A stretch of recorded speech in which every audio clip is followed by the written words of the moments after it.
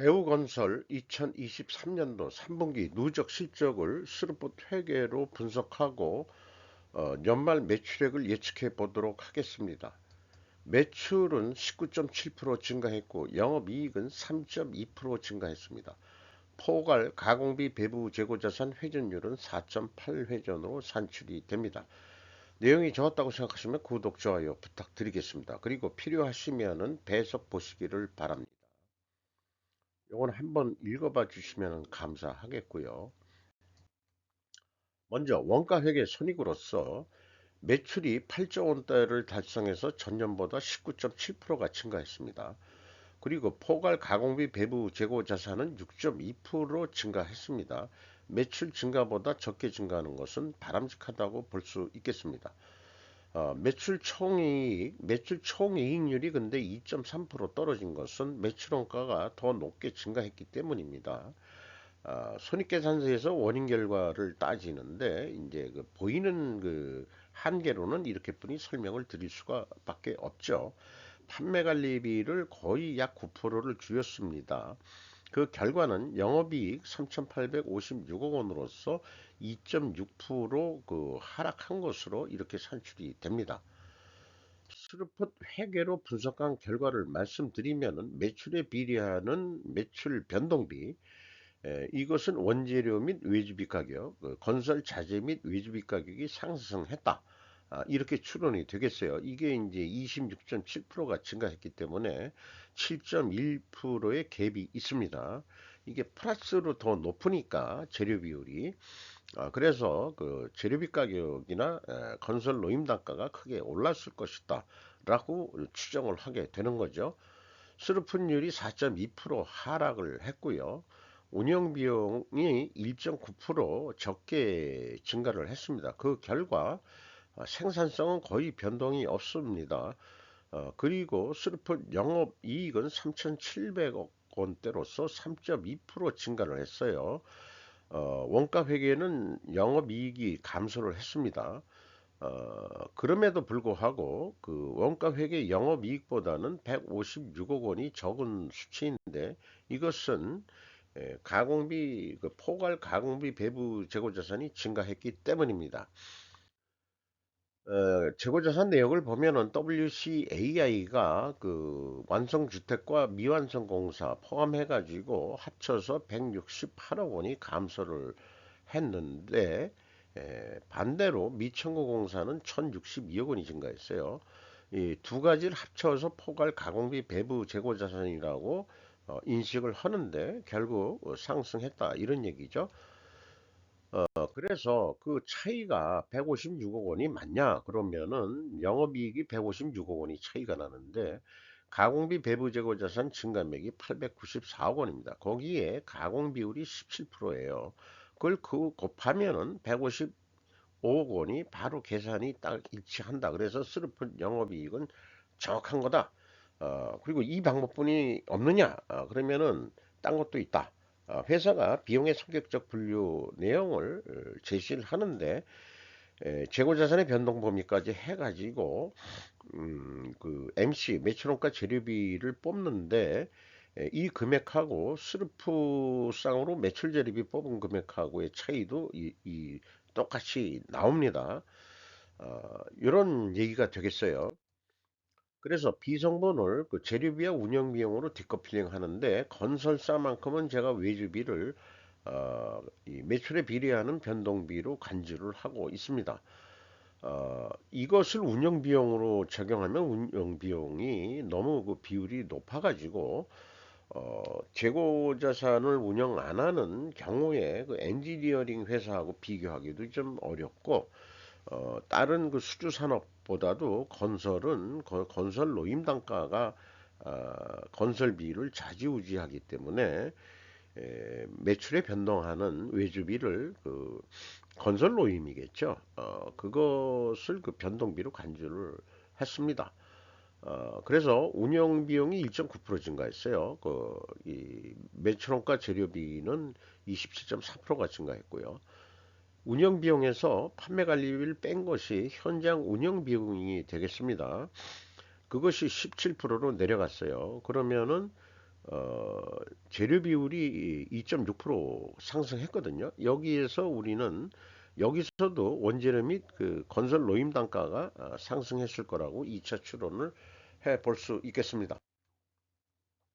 그래서 재고자산 매출원가 회계 투명성 검증 3단계를 거치면은 1단계에서 미청구공사 증감액을 저는 그 포괄 제공으로 보고 있기 때문에 그것을 가감해주면 일치합니다. 그리고 그 재고자산 변동 범위 기준으로도 일치를 합니다. 현금 흐름표도 작년에는 딱 맞는데 일은 단지 단수 차이고요.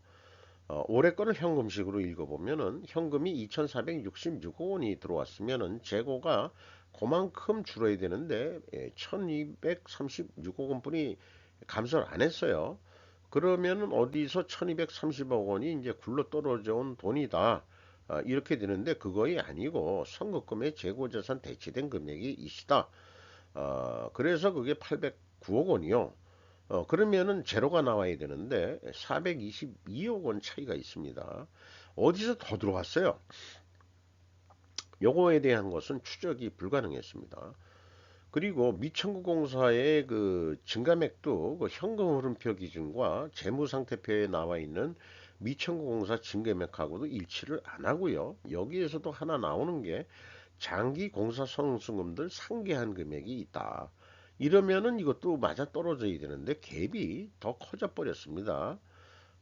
그래서 재고자산 회계 투명성은 입증이 되지 않는다. 이렇게 얘기할 수 있겠습니다. 특히 현금 흐름표가 틀리면은 뭔가 이게 좀 문제가 있다. 중흥건설이 그 중견기업이 그 대기업 대우건설을 먹었는데 오히려 그 투명성이 조금 더 불안해졌다. 이렇게 또 느낌 같은 느낌이 들어오네요. 인건비가 5,388억 원이 집행이 돼서 전년보다 2.7% 감소했어요. 자, 그런데 그 직원은 216명을 늘렸어요. 그러면은 일인당 연봉이 내려간 거로 계산이 됩니다. 이것은 그 본봉이 깎였다기보다도 그 저임금 신입사원들이 많이 들어와 가지고 또는 그 중흥건설이나 중흥토건에 있던 직원들이 대우건설에 그 어느 정도 또 편입이 되지 않았겠느냐 이런 생각도 해보게 됩니다. 용역비가 22.5% 감소했고요. 그 다음에 지급수수료도 9.2% 감소를 시켰습니다.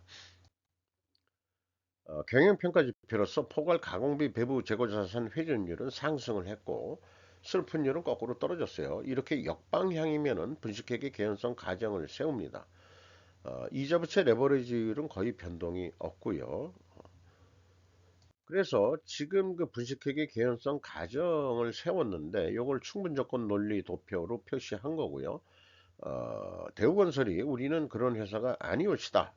분식회계 하는 데가 아니오 해가지고 반증을 하시려면은 원재료 및 외주비 가격 하락과 수주 판매 가격 하락으로 입증해야 됩니다. 그런데 1, 2차에서 나온 추론은 원재료 가격 및 노임 단가가 상승했을 것이라고 그렇게 추론을 하기 때문에 모순이 일어나죠. 이 모순을 해결할 수 있겠느냐? 그거에 다른 증거를 찾는 게 수량에 의한 재고 회전율인데 제조업에서는 이게 가능한데 건설업은 건별 프로젝트 성격으로서 그것도 적용하기가 좀 어렵습니다. 어쨌든 이 반증은 할 방법이 없다.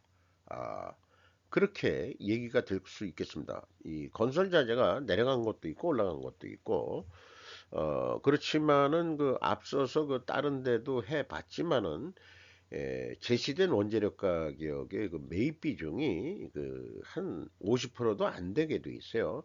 나머지가 기타인데 기타라는 것이 아파트를 지은다 그러면은 철근과 콘크리트만 가지고 얘기는 할 수는 없죠. 내장재도 들어가고 그다음에 뭐 전기 전선 뭐 여러 가지 많이 들어가잖아요. 이런 거를 다 일일이 해줄 수는 없으니까 결국은 입증하기가 만만치가 않다. 그래서 1, 2, 3단계가 클리어 했어야 되지 않느냐. 근데 현금이 안 맞아 떨어지는 데는 좀 문제가 있다고 봅니다. 자, 그 실적에 의해서 연말까지 한 10조 원 할 것 같아요. 대우건설이. 그러면은 그 재고가 그 6% 정도 증가한다는 것으로 봤을 때 10조 원을 하면은 한 5,349억 원의 이익이 나는 것으로 예상이 됩니다. 근데 반대로 지금 3분기처럼 그렇게 재고가 늘어난 게 아니고 미천공사도 줄여가지고 한다 그러면은 가만히 있어도 그 줄어들면은 이익도 3,480억 원으로 줄어들게 되어 있습니다. 이것이 이제 원가 회계의 맹점이라는 거고요. 스루프에게는 그거에서 벗어났고 풀이하니까 매출에 비례하는 매출 변동비로 계산을 하니까 10조 원을 똑같이 하더라도 그러면은 실질적으로 원가 회계처럼 뭐 5천억 이런 게 아니고 거의 간신히 4천억 정도 가까이 이익이 나게 돼 있습니다. 이거를 이익을 더 낸다 그러면은 포괄 가공비 배부 재고자산율을 7회전으로 상승을 시키면은 9.5%더 노력을 10%를 더 해본다. 이것은 추가 판매를 한다는 게 아니고 기존에 수주한 것 중에서 빨리 끝내가지고 매출 인식을 더 한다 이런 얘기죠. 그렇게 되면은 에, 거의 뭐 11조 원 정도, 1조 원을 더 하란 얘기예요. 그러면은 한 6,270억 정도 이익이 날 것이라고 이렇게 예상을 합니다. 스루프트 회계 기준으로는 그 약간 높게 그 예가가 산출이 돼요. 그렇게 됐습니다.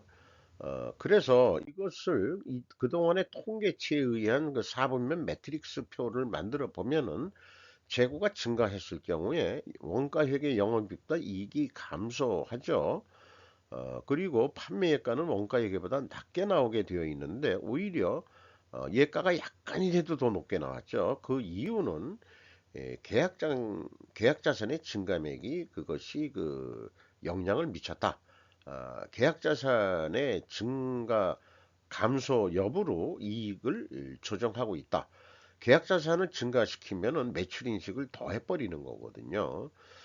이래서 이 성과가 왜곡이 된다고 할 수 있겠습니다. 저는 수주 산업에서의 그 이 아직 청구도 하는 그런 것을 수익으로 인식한다는 것 자체가 다른 제조업으로 치면은 허위 매출로 간주해야 되지 않느냐 이런 반대의 입장 비판적인 입장에 있습니다.